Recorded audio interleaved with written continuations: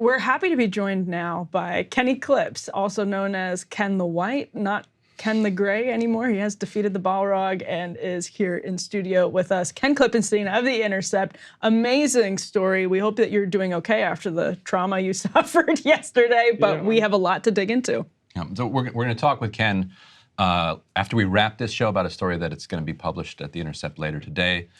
Don't want to tease too much about that, but for now we want to talk about deeply traumatic experience that he went through.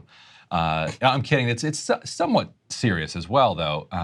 So yesterday morning or late last night. Yesterday morning, yeah. A ton of accounts on Twitter got suspended. We can put this first element up. Here's a handful of them. Yours was among them. True Anon Pod, Rob Rousseau with a podcast with Jordan Uhl, Alan McLeod. All of these are critics of Israel, but many more than just this. Z Squirrel. It was a kind of polarizing account. It was anti-imperialist account. And even, so we're running a piece at The Intercept that I think will be up today by somebody who was resigning from the DNC in protest of what's happening in Gaza. And he emailed me that morning. He was like, I was caught up in this purge. So it went beyond even kind of higher visibility accounts and spread out into some others. But it was fairly quickly undone after a lot of kind of public outrage, and Musk himself. Well, before we get to Ken, we can put Musk up himself if we have this next element. He said, I will investigate. Obviously, it is okay to be critical of anything, but it is not okay to call for extreme violence, as that is illegal. Apart from the UN exemption, where officials from countries recognized by the UN can say what they say at the UN. For the record, I do not personally agree with your views. I forget who he's responding to here. Nonetheless, maybe it was Jackson Hinkle. The point of freedom of speech is allowing those whose views you disagree with to express those views. So first of all, do you have any idea what might have triggered this? Like when you went back through your posts from the last couple of weeks, was there anything where you're like, ooh, I crossed the line there? I was uncharacteristically quiet over the last couple of weeks. I must have been one of the only people that didn't comment on the unfolding scandal with the professors torching each other. That's what was missing. Which I'm wholly in support of. Anything voice. That burns down these elite academic institutions, I'm fine with. But I didn't actually say anything about it. It was actually one of the only times that I couldn't go back and find stuff that I might have said that would have pissed people off. So I was a little bit surprised by it. But the serious point, I mean, there's a funny side of this. But the serious side is how little disclosure there is. I found out about the ban the same way you guys did and everyone else, which was rolling over in bed, seeing my phone, getting blown up with text messages and calls asking what happened. Didn't know what they were talking about. Everyone is like, we've noticed that Ken is suspended. Ken, you must return. That's how I found out. And I never got an email from Twitter. In the past, it's been, you get suspended, they send you a message. People maybe complain that the appeal system doesn't work expeditiously enough or the way they wish, but there was at least some kind of a mechanism to tell you, here's what happened, here's why we determined this. Nothing. And I still haven't gotten anything, even subsequent to the reinstatement. I got an email saying, you've been reinstated. No explanation about what happened. So how are they going to prevent this from happening again if they don't even understand? There's been no disclosure around what exactly went wrong. Well, and that's interesting because Elon Musk seems to be implying there that, to his knowledge, there was some algorithmic sweep of people who may have called for violence. And sometimes the algorithm, everybody knows this, if you're trying to target people who have called for violence, you can sweep up all kinds of different mentions of one word that the algorithm is looking for and using as a target word. But that seems... Yeah, no, I'm not a call for violence kind of guy. I don't think it would go well for me. I'm not a very tough guy physically, so I'm not gonna push for anything in that direction. But that's what, so I'm, again, like Ryan, trying to piece together what it sounds like is Elon Musk is saying Twitter has some sort of algorithmic sweep that is supposed to detect that's the serious part of calls for violence. And one of the ironies of all of this is that Lee Fong and I at The Intercept reported Another on violent man. Yeah, exactly. Reported on the mechanism by which the federal government is communicating with the social media platforms to, in the past, take down or communicate to them what they perceive to be threats about COVID. Right. The war in Afghanistan seemed to be expanding. And I think that led to the Twitter files that Elon has touted as of historic importance and something we need to focus on. And the question now is what's going on with respect to Israel with these platforms. Right. So when I see him say something like that, it makes me wonder if and I'm not talking about the Israeli government. I'm talking about the U.S. intelligence community, which has its own set of interests around disinformation concerning the war on Hamas. And was regularly meeting, we know, with the intelligence community, at least in the lead up to the 2020 election. Exactly. And I think Elon has said that that's not happening now, but it's just really hard to know. Doing it on his own. So I'm just curious mechanically, so you hear, hey, Ken, how'd you get suspended? So what happened when you open up Twitter? It just wouldn't. I couldn't post. I couldn't do anything. It still let me. You could look at your things. account? Yeah, I could look at things, you would but it try to said you have post. been permanently suspended at the bottom, and so I couldn't message anyone. I couldn't post Permanently? anything. Yeah, and with nothing. I don't know how I would have appealed it because there was no decision sent to There me. was no saying, like, if you want to appeal this decision, go here. Yeah. The potential context for this is not just the Bill Ackman kind of, Which I've never whatever commented. you I've never would commented call on, it. by the way. I must be one of the few people that didn't. so the EU, Congratulations. the EU is not interested in the First Amendment in the way we are, because we have not made them like official states. Right. They don't have a First Amendment. And so they have a policy where they're pushing Twitter. They're telling Twitter that they have insufficiently censored pro-Hamas accounts. And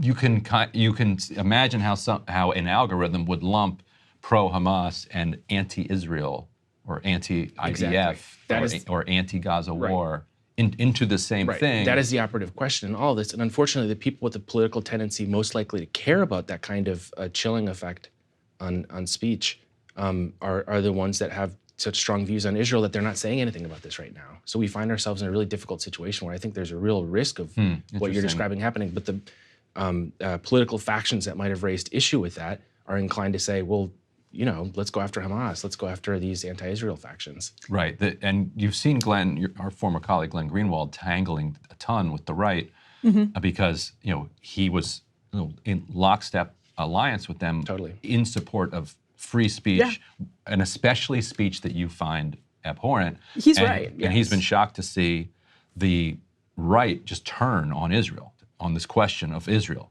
It's like, well, we don't actually mean we'll defend the speech rights of people who are critical of this Israeli assault. The right doesn't really, and say this as someone on the right doesn't really have a clear idea of what it means by free speech. Just that it means it's against political correctness. Everyone sort of agrees It was on a way that. to, but- it was a This way is to something own that the got under Oberlin kids. Right. This is something that got under my skin about all this. I got banned. Boo-hoo. Poor me. Who cares? The important part in all this is the discourse around speech and what kind of process we're going to have in place for this guy that claims to be free speech. And something I saw people say again and again is, haha, Ken, cheered on people getting banned before, and now it happened to him. I have never once cheered anyone getting banned because I don't believe, if you're making calls to violence, yes, that's one thing. Yep. But anything that's constitutionally protected, to the extent that we can, we should try to support that. And I've always said that. So this kind of lazy dichotomy of, left doesn't care about this, right cares. It's like it just doesn't capture not only me, but I suspect a lot of people don't fit into these categories, No, and I think that's what Twitter does to our brains. It gamifies things like free speech so that you can get a bunch of retweets by trying to dunk on Ken or whatever. It's just it's a shortcut to virality, which is obviously very cheap. Do you think it's possible that this was a gift from Elon Musk to you, Ken, for your mental health? I'm kidding. I do think I did pretty well on Substack. I got a lot of newsletter subscribers. So shout out Elon do you have for a that. newsletter? Thank you. If you could do that, if you could do this again at some point. As long as it's temporary. Yeah. Right? Well, Yeah. the other thing I was going to say, Ken, is Elon Musk talks all the time that one of the big reasons he bought Twitter was To ban Ken Clip. to take on Kenny Clips. My FOIA lawyer, Beth Borden, had a really funny comparison. She likes to call it what was it? When Obama was roasting Trump, and you can see the gears turning in Trump's head, like, I'm going to destroy this guy. She's like, yep, that was you in 2020, and that's why we're all stuck with Thanks, Ken. Thanks for El that. Presidente Elon now. Well, he talks about how important X is as a free speech platform. Don Lemon talks about how important X is as a free speech platform, an ally certainly to you and others in this difficult time. But if that is true, if Elon Musk really believes that this is such an important platform because it shapes the discourse, it shapes news coverage, and I agree, all of that stuff is absolutely true, it does shape news coverage, then it should be a paramount priority for him to protect journalists, because, for example, we're going to talk to you in a little bit about a big scoop you have coming out today, and presumably, if X is such a big and important part of journalism and discourse, that's, I mean, serious to protect your ability to communicate. Yeah, I there. would love for him to live up to the precepts that he espouses. You know, I'm obviously someone who has a history with him, and I'm not a fan of his, but when he claimed to care about free speech, I was obviously skeptical, but I would have been the, first person to say, great job if he followed through on that, because that's the most important thing. Yeah, right. Back. I'm doing it now. Good job. Thank you. Before we wrap this, I do want to talk about the logical extension of this argument around calls for violence came up when it came to the Hamas account, or a Hamas account. I think it was Qassam 2024 or something like that, connected to the Hamas military wing. So Musk did ban this account, and he was then pressed on it by Jackson Hinkle on Twitter and asking why ban this but not other accounts that call for violence. Musk said, "This was a tough call. While many government leaders, including the USA, do call for killing people, we have a UN exemption rule. If a government is recognized by the UN, we will not suspend their accounts. Hamas is not recognized as a government by the UN, so was suspended." Jackson then responded, "I understand the rule, but I don't understand why it's only being applied to Palestinian accounts. Here are a few examples of pro-Israeli accounts that have not been held accountable for violating the same rule." He quotes Laura Loomer saying, "Expel all jihadists from Congress and turn Gaza into a parking lot." He quotes somebody else saying, "Flatten everything, spare no school, no children's hospital, no old age home, delete their entire gene pool off the face of the earth." He quotes Bethany Mandel saying, "Not nuking these effing animals is the only restraint I expect, and that's only because the cloud would hurt Israelis." Laura Loomer again, "I support the complete destruction of Gaza. They have had more than enough time to evacuate. I 100% support this, just so we are clear." And you can find others. So he responds to this: "In general, suspensions should be even-handed. We are also very reluctant to have permanent suspensions, so people should expect a series of temporary suspensions that become longer rather than instant permanent suspensions."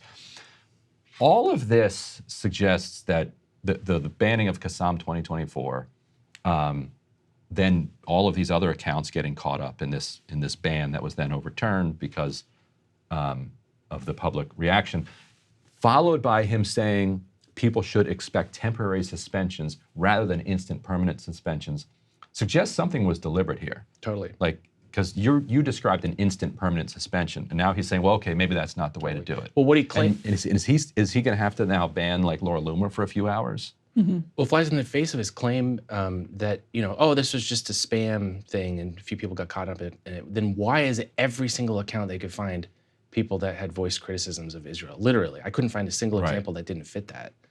That is interesting. I mean, it's not surprising. And it seems like he's suggesting that he might actually now have to do a tit-for-tat thing, so he looks balanced. Bethany Mandel, watch out. It's a problem when you start to play this game. Exactly. And that's why you can't play the game to begin with. It's why, as people were really prescient about this, and I was questioning it at the time a little bit, when Alex Jones was first banned, that was sort of what toppled Twitter's house of cards. Like when they got rid of Alex Jones, it was like, okay, here we go, careening down the slippery slope. And it didn't seem like it at the time, but everything after that proved it really was that. If you're gonna play the game at all, it's not going to work well ideologically for one side unless it's free speech. Unless you carve out a convicted of defamation, found liable for defamation on the platform. Yeah. Which they could have said that with Alex Jones, and then at least you have a standard that you then universally apply. Right. Like if Ken is found to have defamed somebody.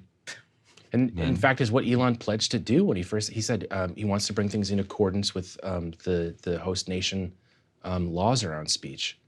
Right. Make your Kenny Clipped joke. What was it should have been Kenny Clipped. Yes. We have Kenny Clips on there.